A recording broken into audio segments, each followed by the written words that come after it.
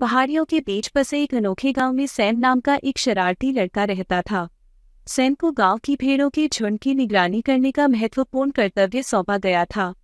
हालांकि वह जल्द ही काम की एकरसता से ऊब गए। एक दिन सैम को शरारत का एहसास हुआ और उसने गांव वालों के साथ मजाक करने का फैसला किया।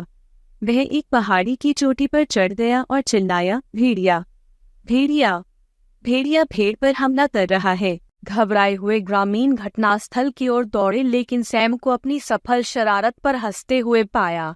उसने सोचा कि यह प्रफुल्लित करने वाला है और उसने इस ध्यान का आनंद लिया। हालांकि ग्रामीण खुश नहीं थे, लेकिन उन्होंने उन्हें ऐसे दावों की गंभीरता के बारे में चेतावनी दी। अगले दिन सैम अपनी शरारत दोहराने के प्रलोभन को रोक नहीं सका।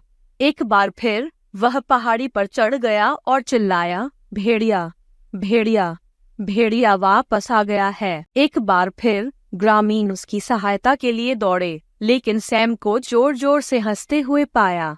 इस बार उनका धैर्य जवाब दे रहा था और उन्होंने उसे झूठी चिंताओं के परिणामों के बारे में कड़ी चेतावनी दी। दिन बीतते गए और सैम इस दिनचर्या से थक गया।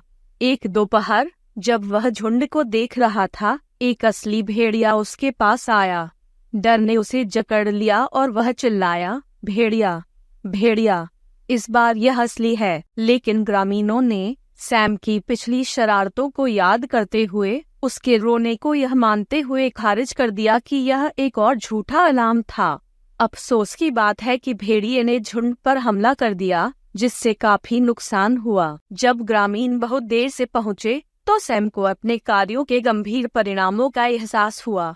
भेड़ों की हानि और ग्रामीणों का विश्वास उस पर भारी पड़ा। कहानी का सार यह है कि ईमानदारी और विश्वसनीयता आवश्यक गुण हैं।